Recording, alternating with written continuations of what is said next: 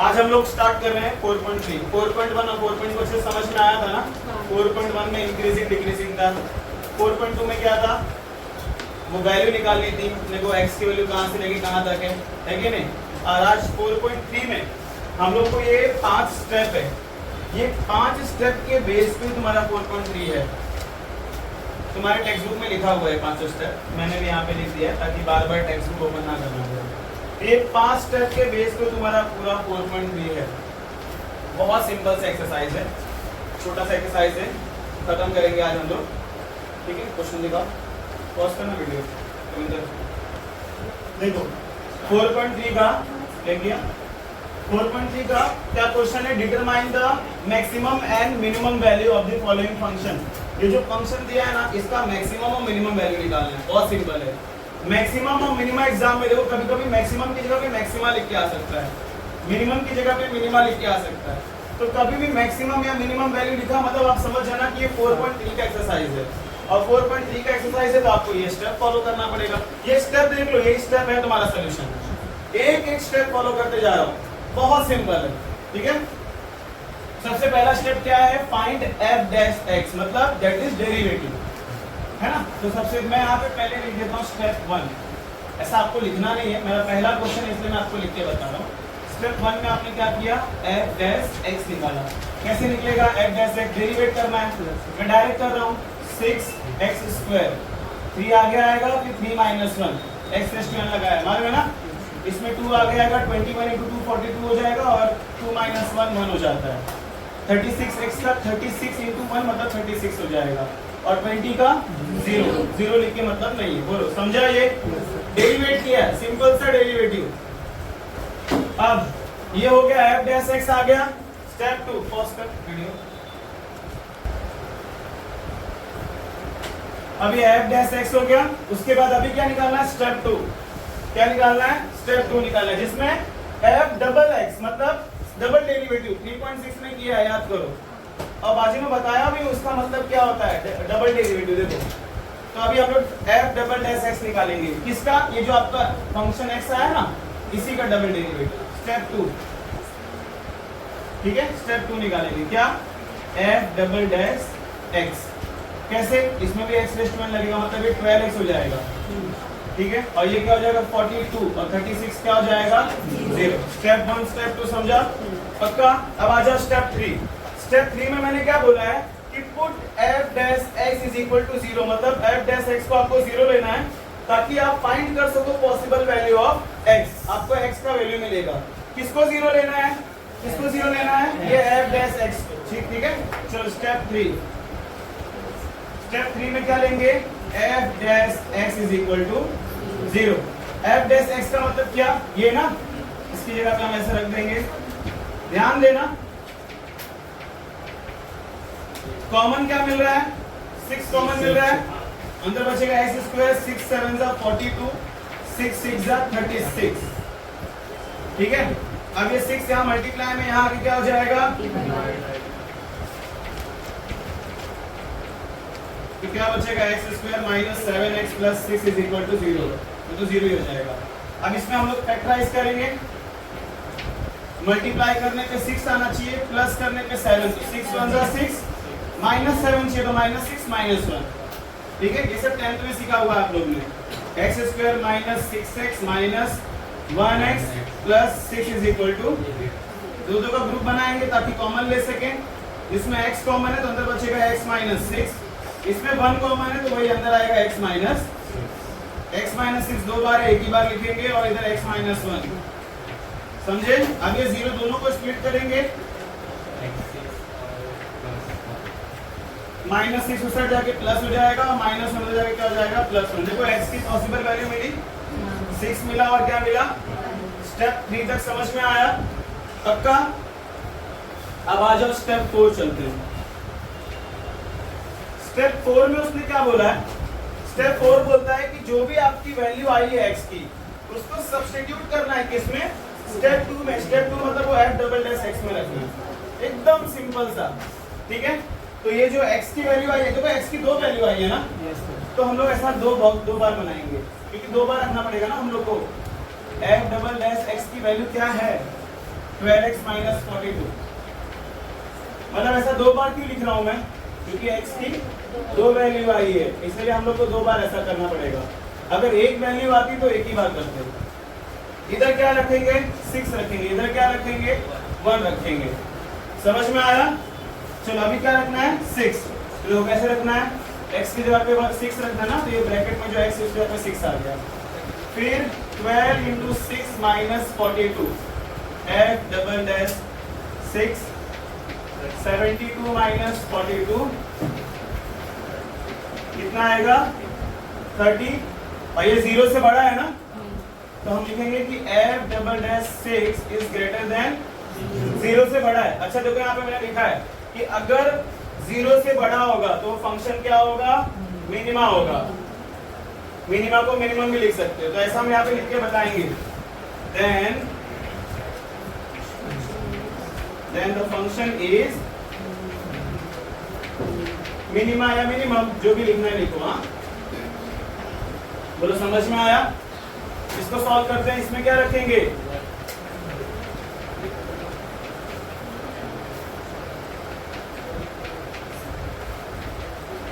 ठीक है, कितना आएगा -30 आएगा। ये 0 से छोटा है, तो 0 से छोटा ऐसे लिख के बताएंगे f double dash 1 is less than 0, और लेस देन 0 रहेगा तो क्या है वो मैक्सिमम, मतलब मैक्सिमम भी लिख सकते हैं। ठीक है, यहाँ पे लिखेंगे देन द फंक्शन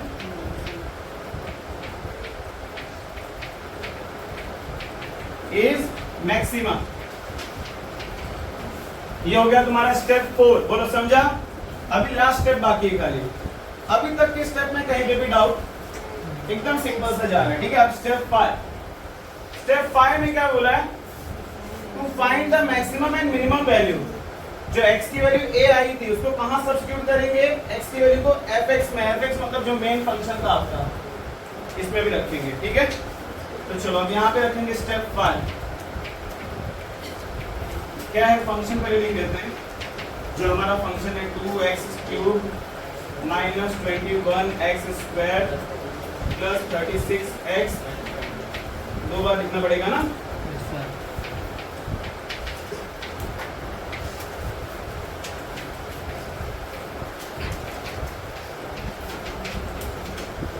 चलो स्टार्ट करें। इधर क्या रखेंगे 6, क्योंकि 6 वाला ही पैटर्न चल रहा है ना। मतलब इसको सॉल्व करूंगा तो मुझे मिनिमम वैल्यू मिलेगी, इसको सॉल्व करूंगा तो मुझे मैक्सिमम वैल्यू मिलेगी। ठीक है, 2 into 6³ 21 into 6² 36 into 6 minus 20। समझे? अब 6 का क्यूब कितना होता है 216। 216 को 2 से मल्टीप्लाई करो, कितना आएगा 432। 6 का स्क्वायर 36, 36 into 21 756। 36 into 6 216 minus 20। अभी आप लोग क्या करो, 432 में से 756 माइनस करोगे तो नेगेटिव आंसर आएगा। वो नेगेटिव प्लस पॉजिटिव वापस से नेगेटिव आंसर आएगा। फिर 20 माइनस करना, बताओ फाइनल आंसर क्या आएगा 190। बोल अभी हिंदी में तो आपको बोल डाली। इधर वीडियो बन रहा है 756। भाई ऐसे टाइप की वीडियो चालू करते हैं दोनों, क्या कैमरा में दोनों में ये वीडियो निकालना, ये मिनिमम वैल्यू। ठीक है,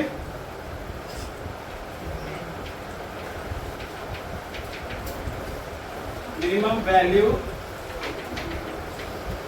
128। अभी इधर 2 into 1 का cube 21 into 1 square 36 into 1 minus 20। ठीक है, 1 का क्यूब 1 होगा, 2 1 2, 1 का स्क्वायर 1, सेम 21 ही आएगा ना।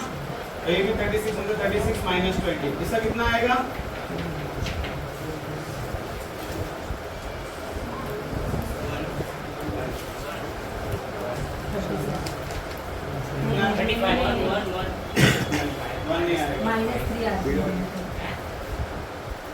21 प्लस 31।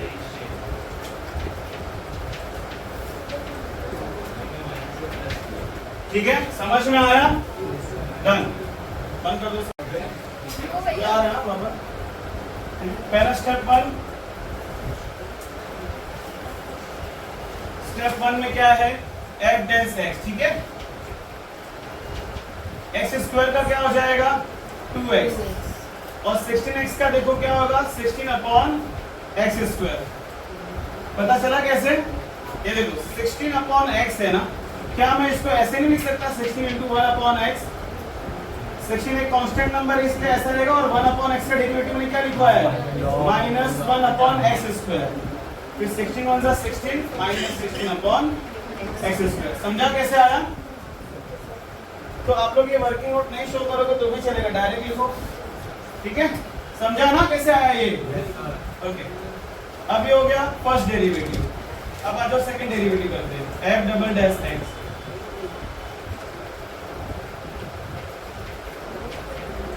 उसमें क्या होगा 2x का क्या हो जाएगा, और 16x का जो क्या हो जाएगा, 16x को अगर मैं एक सेकंड ना थोड़ा सिंपलीफाई करके दिखाता हूं। स्टेप 2 के लिए मुझे थोड़ा स्टेप 1 को सिंपलीफाई करना पड़ेगा। ये 2x तो ऐसे ही रहेगा, ये जो x स्क्वायर यहाँ डिनोमिनेटर में, जब इसको मैं रेसिप्रोकेट करके न्यूमरेटर में लेके जाऊंगा तो क्या हो जाएगा -2। तुम्हारा स्टेप 1 यही है, लेकिन मैंने इसको थोड़ा सा सिंपलीफाई इसीलिए किया क्योंकि मुझे स्टेप 2 सॉल्व करना है, ठीक है। समझ में आया मैंने क्या बोला, तुम्हारा फंक्शन 1 यही है, स्टेप 1 यही है, लेकिन मैंने इसको थोड़ा सिंपलीफाई इसीलिए किया क्योंकि मुझे स्टेप 2 सॉल्व करना है, ठीक है। तो देखो स्टेप 2 हम लोग करेंगे अभी। स्टेप 2 में क्या हो जाएगा, f double dash x, 2x का 2 हो जाएगा, इसमें क्या लग जाएगा x रेज़ टू n ना, -2 आगे आएगा तो 16 2 32, माइनस माइनस प्लस 32, और n -1 मतलब -2 -1 तो क्या हो जाएगा -3। बोलो समझ में आया ना, ओके। ये शो करके दिखा दूं मैं, ये 32x रेज़ टू 3 शो करके दिखा दूं कैसे करना है, समझा ना। ये आ गया आपका f डैश x। अच्छा इसको भी आप सही है तो ऐसे कर लो 2 + 32, और ये x रेज़ टू 3 नेगेटिव है ना, वापस उसको नीचे बुला करके डिनोमिनेटर में पॉजिटिव कर दो। समझ में आया, डाउट है। अब स्टेप 2 हो गया। स्टेप 3, स्टेप 3 में उसने क्या बोला है, f डैश x को क्या लेना है 0, मतलब इसको 0 लेना है। ये तो मैंने सिंपलीफाई किया है ताकि मैं f डबल डैश x निकाल पाऊं, ठीक है। समझ में आया। तो f डैश x को हमने 0 लिया है तो क्या है 2x - 16 upon x square is equal to 0। सुनो ध्यान से, अभी आप लोगों ने ये स्टेप 10th में क्वाड्रेटिक इक्वेशन में सॉल्व किया था, इधर भी मल्टीप्लाई करना है, इधर भी मल्टीप्लाई करना है। तो इससे करेंगे मल्टीप्लाई तो क्या हो जाएगा 2x³ -16, और 0 से मल्टीप्लाई होगा तो 0 ही हो जाएगा इसका। ये -16 इज इक्वल टू साइड है तो क्या हो जाएगा +16। अब ये x³ ऐसे ही रहेगा, 16 से इधर आके 2 डिवाइड हो जाएगा, 2 8 जा, ठीक है। अभी x³ इसको दे देंगे तो ये क्यूब रूट में हो जाएगा, और 8 किसका क्यूब रूट है 2 का। बोलो समझ में आया। यहाँ पे x का एक ही वैल्यू आया। अब ये x का जो पॉसिबल वैल्यू आया है उसको कहाँ पे पुट करना है, स्टेप 4 में। क्या बोला स्टेप 4, देखो स्टेप 4 क्या बोला है, substitute the value of x in step 2। Step 2 मतलब डबल डैश x में पुट करना है, ठीक है। इसमें नहीं, इसमें कर दो, इसमें नेगेटिव से बच जाओगे, ठीक है। तो हम लोग लिखेंगे x is equal to 2 putting in equation या इन स्टेप 2। स्टेप 2 मतलब क्या, that is f double dash x। अब यहाँ पे 2 लाइन नहीं करेंगे बिकॉज x का एक ही वैल्यू मिला है, ठीक है। क्या है इसमें रखना है, ठीक है। और इसमें रखोगे तो नेगेटिव वगैरह ज्यादा कुछ प्रॉब्लम क्रिएट करेगा, इससे अच्छा ये सबसे बेस्ट है। अब क्या रखना है अपने को, 2 रखना है, 2 + 32 upon 2³ f double dash 2 32 upon क्या हो जाएगा, ये 8 हो जाएगा, 8 1 8 4 जा, ठीक है। 6 आया, 0 से बड़ा है ये तो क्या आएगा f double dash 6 is greater than 0। तो क्या है ग्रेटर देन 0, तो function is minimum, then the function is minimum. हो गया, समझ में आया? इसमें मैक्सिमम वैल्यू आएगी ही नहीं, ठीक है। अब स्टेप 5, स्टेप 5 में क्या करना है, ये जो आपका एक्स का वैल्यू आया अब इसको मेन फंक्शन में भी तो रखना है ना, ठीक है। तो x is equal to 2 put in equation या पुट इन फंक्शन, ठीक है, फर्स्ट टाइप में रखना है। तो क्या है, fx is equal to x square plus 16 upon x, क्या रखना है 2 ना, तो 2 का स्क्वायर प्लस 16 अपॉन 2 हो जाएगा। बोलो,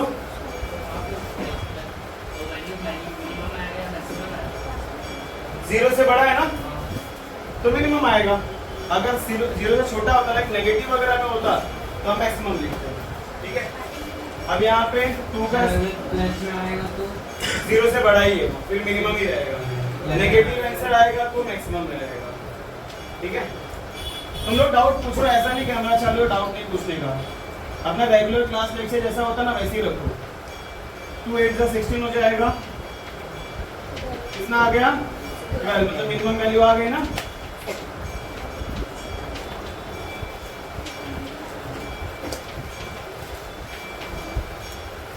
समझ गए, डन हो गया। इसको भी हम लोग को स्टेप वाइज जाना है। तो पहला स्टेप 1 f डैश x निकालेंगे, क्या लगेगा u इंटू v लगेगा ना, तो first derivative of second plus second derivative first, ठीक है, एज इट इज रखो। ये हो जाएगा log x का 1 upon x, log x as it is रहेगा और x का क्या हो जाएगा 1, x से x कट जाएगा, इधर बचेगा 1 और ये log x का क्या हो जाएगा log x बन जाएगा log x। बोलो समझा। अब स्टेप 2,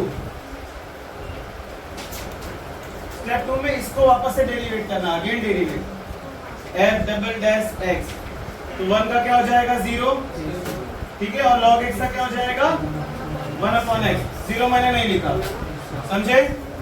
अब स्टेप 3, स्टेप 3 जरा ध्यान से देखना।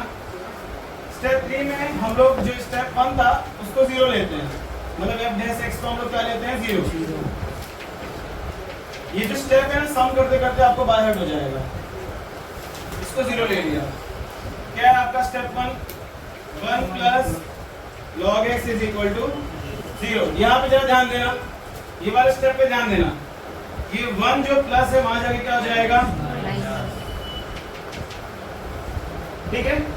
अब log को यहाँ मल्टीप्लाई से डिवाइड तो कर नहीं सकते, ये लॉगरिथमिक फॉर्म है, इसको क्या बोलते हैं logarithmic form.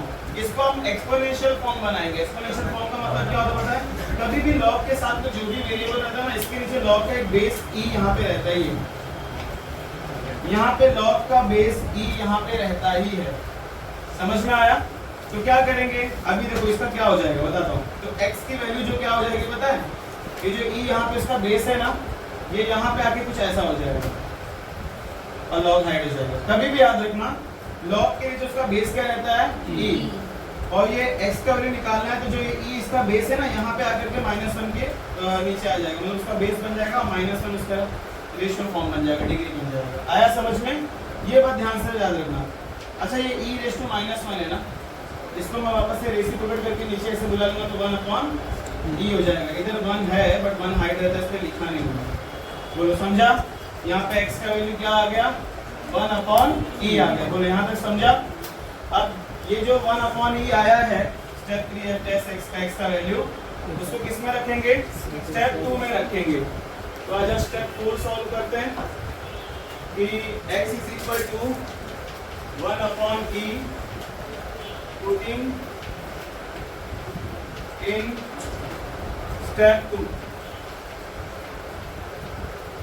that is f double dash x। तो f double dash x is equal to क्या है आपका 1 अपॉन x है। तो क्या रखेंगे यहाँ पे 1 अपॉन e, तो 1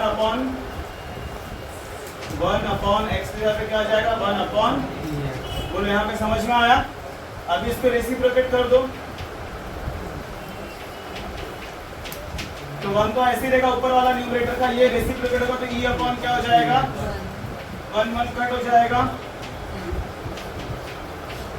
क्या आया e आ गया आंसर। अभी ये मैक्सिमम है कि मिनिमम है नहीं पता, e की वैल्यू क्या होती है पता है 2.1 2.78 समथिंग कुछ होता है। एक बार कैलकुलेटर में देखो, टाइप करके देखो कैलकुलेटर में जाके, वहां पे e का एक फॉर्म रहेगा, है कि नहीं। तो हम बोलेंगे कि f double dash 1 upon e ठीक है इज ग्रेटर देन 0। तो ये कौन सा फंक्शन हो जाएगा, then the function is minimum. बोलो समझ में आया, यहां तक कुछ डाउट है। अब स्टेप 5, ये x की वैल्यू किस में रखेंगे, मेन वाले फंक्शन में, ठीक है। स्टेप 5 कि x is equal to 1 upon e, putting in equation, putting in step नहीं, या तो हम लोग ऐसा फंक्शन लिख सकते हैं, फंक्शन, ठीक है। तो क्या है आपका function, x into log x 1 upon e into log 1 upon e। बोले यहाँ पे कुछ डाउट है, पक्का कुछ डाउट नहीं है। अब यहाँ ध्यान देना, ये वाला 1 अपॉन e तो ऐसे ही रहेगा। अच्छा ये log, अब ये दोनों को हम बांटेंगे। याद करो मैंने डेरिवेटिव में बताया था कि जब अपॉन में रहता है और log जब दोनों को न्यूमरेटर डिनोमिनेटर को देते हैं तो क्या लग जाता है, क्या लग जाता है, माइनस ना। बोलो समझा, तो ये हो जाएगा 1 अपॉन e, log 1 का वैल्यू क्या होता है 0 होता है, क्या होता है, और log e का वैल्यू क्या होता है 1 हो जाता है। ये भी हमने डेरिवेटिव में सीखा है। 0 माइनस 1 का 1 में मल्टीप्लाई इसमें करेंगे तो वही आएगा सेम, -1 हो जाएगा -1 अपॉन e। ये भी क्या आ गया, मिनिमम वैल्यू, ठीक है।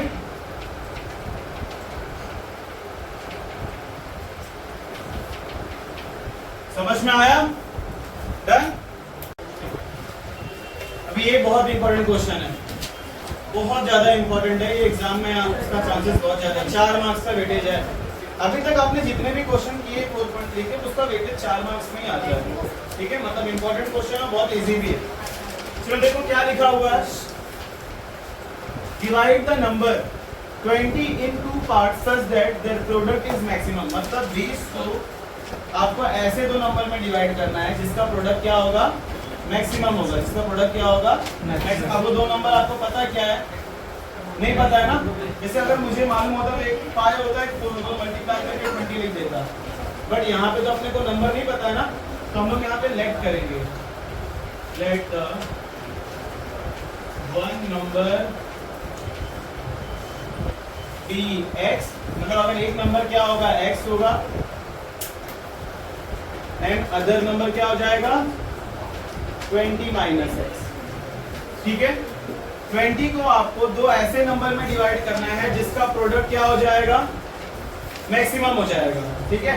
तो एक को x ले लिया, एक को 20 माइनस x ले लिया। मतलब जैसे अगर मान लो 20 में अगर एक नंबर 10 है तो बचा हुआ क्या होगा 10 होगा, तभी तो ऐड करके 20 हो रहा है। तो ऐसे मैंने लेट कर लिया कि एक नंबर अगर x होगा तो दूसरा क्या होगा 20 माइनस x होगा। बाय मत देना, ठीक है।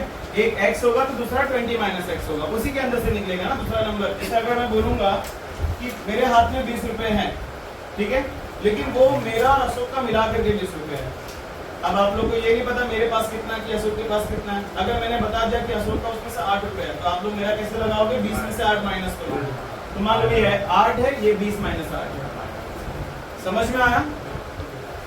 अब ये मैंने नंबर से पुश कर लिया x और 20 माइनस x। उसने क्या बोला है कि उसका प्रोडक्ट क्या होगा, मैक्सिमम। मतलब अगर इन दोनों का मल्टीप्लाई करेंगे तो इसका प्रोडक्ट कितना होगा, मैक्सिमम। से मान लो मुझे पता चल गया कि वो नंबर 10 10 है, जिसको ऐड करके कितना हो रहा है, लेकिन जब इनको हम मल्टीप्लाई करेंगे कितना आ रहा है 100। एक ऐसा मैंने नंबर लेट किया है कि मान लो अगर वो नंबर 10 10 निकला तो ऐड करके 20 हो रहा है, लेकिन अगर इसका प्रोडक्ट करेंगे तो कितना आ रहा है, मतलब मैक्सिमम आ रहा है इसका नंबर। ठीक है, सॉल्व करके देखते हैं वो नंबर क्या हो सकता है। तो ये जो इसने कंडीशन बोला है ना कि their product is maximum, product of the numbers, मतलब इसका मतलब ये फंक्शन बोल रहा है, क्या बोल रहा है, फंक्शन बोल रहा है, क्या बोल रहा है, x इंटू 20 माइनस एक्स, ये दोनों नंबर का प्रोडक्ट। तो क्या हो जाएगा, सॉल्व करो जरा, इसको इससे मल्टीप्लाई करेंगे 20x हो जाएगा, इससे करेंगे तो क्या हो जाएगा, मतलब आपका फंक्शन आ गया ना, आपका फंक्शन आ गया, कितना आया 20 minus 20x minus x square, function आ गया। यहाँ तक किसी कुछ डाउट है? आपका जैसे ही आपका फंक्शन आया अब तुरंत वो स्टेप फॉलो करते हैं, स्टार्ट करें। चलो सबसे पहला स्टेप 1, इसको डेरिवेट करेंगे तो हो जाएगा 20 माइनस 2x, ठीक है। फिर स्टेप 2, क्या हो जाएगा, स्टेप 2 में ये 0 हो जाएगा और ये -2 हो जाएगा, क्या हो जाएगा, -2। यहाँ तक कुछ डाउट? अब स्टेप 3, f डैश x को क्या लेना है, 0 लेना है। f डैश x क्या है, 20 minus 2x is equal to 0, 2x वहां जाके क्या हो जाएगा, प्लस हो जाएगा, समझे। तो x is equal to 20 upon कितना जाएगा, 10, मतलब x की वैल्यू आ गई 10।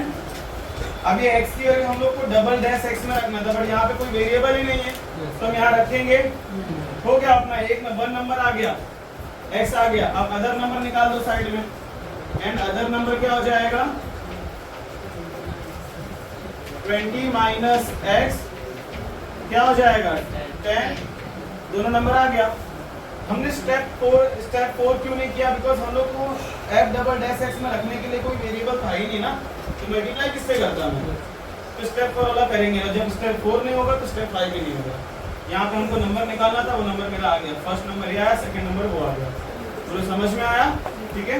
तो लिख दो ना ऐसा, therefore the number is 10 and 10, बोलो समझ में आया, डाउट, डन।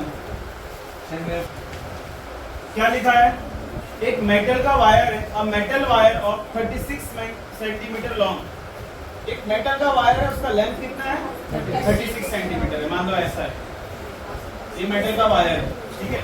उसको बेंड किया है, और बेंड करके क्या बना दिया, रेक्टेंगल। इसी 36 सेंटीमीटर के वायर से बेंड करके क्या बना दिया, ऐसे रेक्टेंगल बना दिया। अच्छा बताओ, ये जो वायर है 36 सेंटीमीटर का, इसी 36 सेंटीमीटर से ये रेक्टेंगल बना है ना, मतलब इसका पेरीमीटर 36 सेंटीमीटर ही होगा ना। पेरीमीटर मतलब ये जो लाइन आ रहा है पूरा, जो बेंड होकर के बना है, ये सब की वैल्यू कितनी होगी, 36 ही होगी ना, क्योंकि उसी को फोल्ड करके बनाया है मैंने, ठीक है। और लिखा है कि फाइंड इट्स डायमेंशन, डायमेंशन का मतलब इस रेक्टेंगल का लेंथ और ब्रेड्थ निकालना है अपने को, डायमेंशन निकालो। When it's area is maximum, अब ये उसने बोला है कि इसका एरिया कैसा है, मैक्सिमम। मतलब एक बात बताओ, क्या आपको इसमें लेंथ पता है, क्या इसमें आपको ब्रेड्थ पता है, नहीं। हम लोग लेंथ और ब्रेड्थ को x और y ऐड करेंगे, बोलो समझ में आया। तो लेट द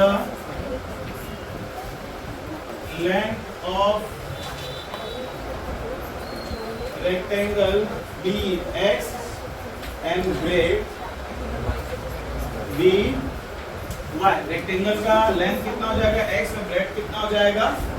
अच्छा बताओ ना, मैंने अभी जस्ट बोला उसी वायर को ही फोल्ड करके क्या बनाया है, रेक्टेंगल बनाया, तो उसका पेरीमीटर 36 ही होगा। अब बताओ perimeter of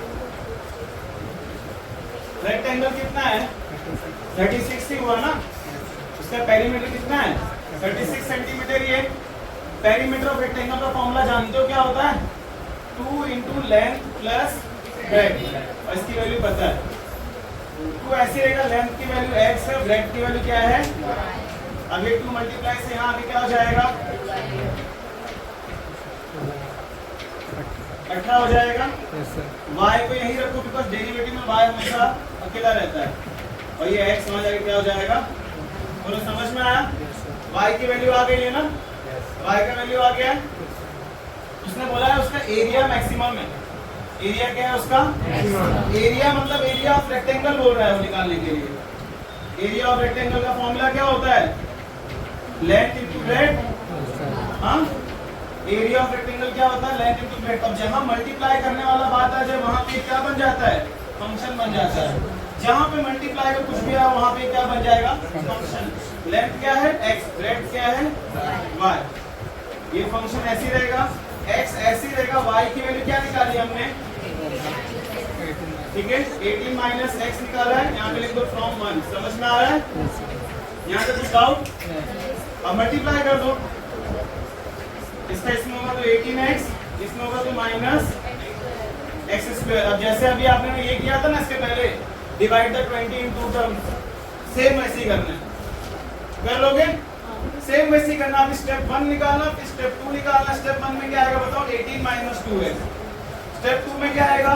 minus 2x, minus 2 आएगा, सॉरी, फिर वो मैक्सिमम हो गया। फिर उसके बाद जो ये पहला वाला उसको 0 लेना, 9 आंसर आएगा समथिंग। तो देख लेना आप लोग सॉल्व करके, ठीक है? समझा?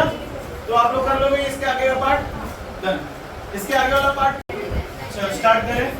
तो क्या लिखा हुआ है? Total cost of reducing x unit is ₹x² + 60x + 50। मतलब किसी भी एक प्रोडक्ट है, कोई एक प्रोडक्ट है, उसको बनाने में इतना खर्चा लगता है, मतलब ये कॉस्ट प्राइस है। कॉस्ट प्राइस का मतलब होता है, जैसे मान लो ये चौक, इसको बनाने में इतना रुपया लग रहा है, तो ये क्या है? कॉस्ट प्राइस है। और मार्केट में हम बेच रहे हैं इस चौक को 180 माइनस x के रुपए में। एक चौक पर यूनिट, देखो ना लिखा ना, पर यूनिट। एक चौक का भाव मतलब एक यूनिट का भाव 180 माइनस x है। तो बताना आपने को प्रॉफिट हुआ, इसने बताया कि कितने का प्रॉफिट हुआ है। सुनो, प्रॉफिट निकालना है ना, टोटल, एक सेकंड, कॉस्ट प्राइस आपका कितना है? कॉस्ट प्राइस कितना है? x² + 60x + 50। ये आपका क्या है? Cost price. सेलिंग प्राइस क्या हो जाएगा? एक प्रोडक्ट का प्राइस कितना है? 180 माइनस x। ऐसे हमने कितने प्रोडक्ट बनाए हैं? x। एक चौक का भाव 2 रुपए है, तो 10 चौक मैंने बनाया, तो सेलिंग प्राइस कितना हो जाएगा? 20 रुपया हो जाएगा ना। तो उसी का एग्जांपल लेके समझो कि एक यूनिट का भाव इतना है, तो मैंने x यूनिट प्रोड्यूस किया है, तो कितना होगा? मल्टीप्लाई कर देंगे, तो सेलिंग प्राइस कितना होगा? मल्टीप्लाई करो 180x माइनस। अब आपको क्या निकालना है इधर? प्रॉफिट। प्रॉफिट का फॉर्मूला क्या होता है? Selling price minus cost price. जितना खर्चा लगा बनाने में और कितने में बेचा, दोनों के बीच का डिफरेंस ही आपका प्रॉफिट होता है। अब इसको आप लोग ले लो फंक्शन, क्योंकि अभी आप लोग फंक्शन सॉल्व कर रहे हो। सेलिंग प्राइस कितना है? 180x माइनस x², बीच में माइनस, और कॉस्ट प्राइस आपका क्या है? x² + 60x + 50। ब्रैकेट से बाहर निकालेंगे 180x minus x² minus x², और ये साइन चेंज होगा 60x, ये भी माइनस क्या हो जाएगा? तो वहाँ पे भी प्लस हो जाएगा ना? कहाँ पर? यहाँ स्टार्टिंग में। ये नहीं, इधर वाला नहीं होता है कभी भी, जहाँ माइनस जिसके आगे रहता है ना, उसके ये वाले ब्रैकेट का साइन चेंज होता है। इसका भी काम माइनस है। तेरा आवाज में एडिट करके हटा दूंगा। बहुत बकवास। माइनस माइनस क्या हो जाएगा? माइनस 2x², ठीक है? माइनस 60, अच्छा हाँ एक सेकेंड ना, 180x माइनस 60x कितना हो जाएगा? 120x ना, और माइनस x² माइनस 2x² हो जाएगा माइनस 50। अब आपका फंक्शन आ चुका है। अब आपको वही स्टेप फॉलो करना है, ठीक है? स्टेप फॉलो करना है। तो भैया तो पहला फंक्शन क्या हो जाएगा?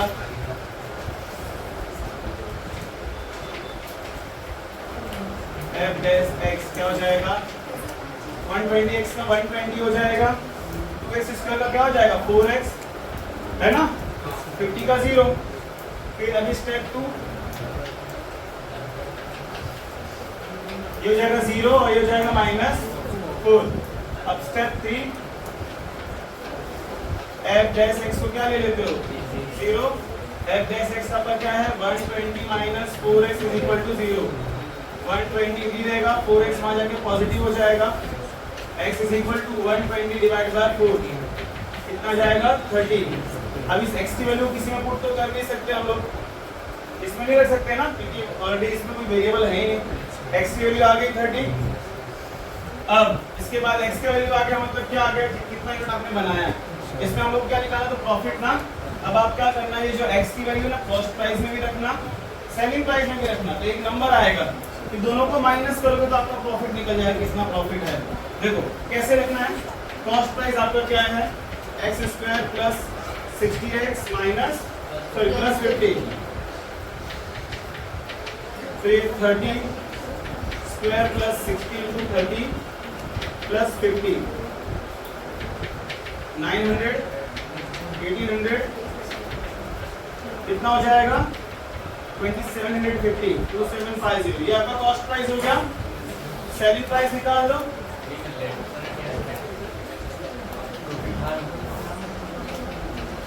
One 80 into 30 minus 30 x square, ये जाए कितना 5400 900, कितना आएगा माइनस करने पे 4500।